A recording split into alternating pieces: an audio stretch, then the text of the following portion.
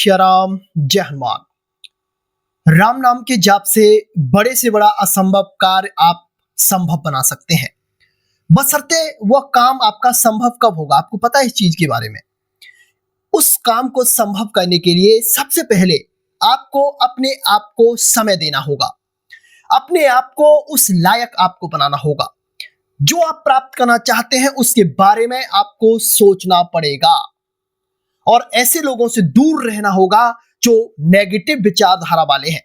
हर चीज में जो लोग ये बोलते हैं कि ऐसा हो नहीं सकता, ऐसा कभी भी नहीं हो सकता, तो ऐसे लोगों से अपनी दूरी बना लीजिए, क्योंकि ये लोग आपके लिए सबसे बड़ा वायरस हो सकते हैं। आपके दिमाग को ये खाली कर सकते हैं, क्योंकि उनके अंदर कुछ नहीं है। ऐसे लोगों की सानिध्य अगर आप प्राप्त करोगे तो आप लोगों के पास भी कुछ नहीं रह जाएगा।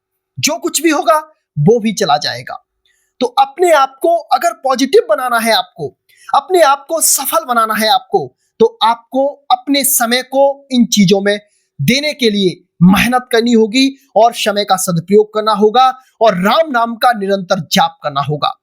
आपको पता है, जो दो शब्दों वाले, दो अक्षरों वाले जो शब्द हैं वो बहुत खतरनाक होते हैं।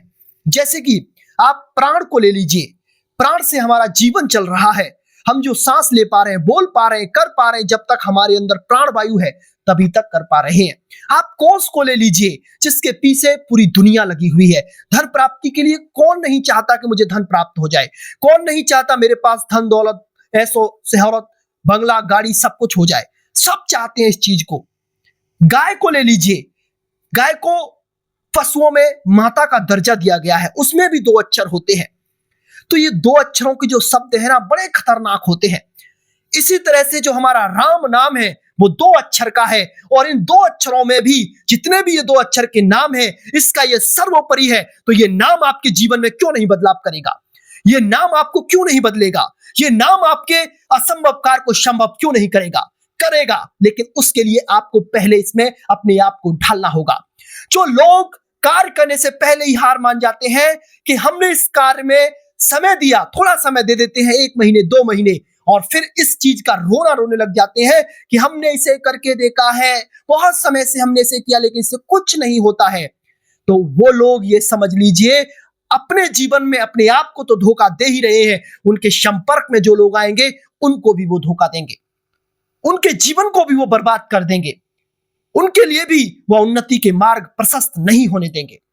तो जो लोग प्रश्न चिन्ह थोड़ा समय उसमें कार्य करके अपने आप को प्रश्न चिन्ह के घेरे में खड़ा कर देते हैं, तो ऐसे लोग कभी भी सफल नहीं हो सकते। ऐसे लोग कभी भी अपने जीवन में उन्नति को प्राप्त नहीं कर सकते।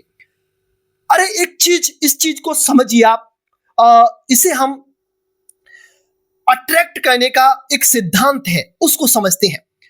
जैसे कि जब तक आप किसी चीज के पीछे भागोगे, पूरी शिद्दत से उससे पूछे भागोगे, तो वो चीज आपसे दूर जाती जाएगी, दूर जाती जाएगी, दूर जाती जाएगी, आपको प्राप्त नहीं होगी।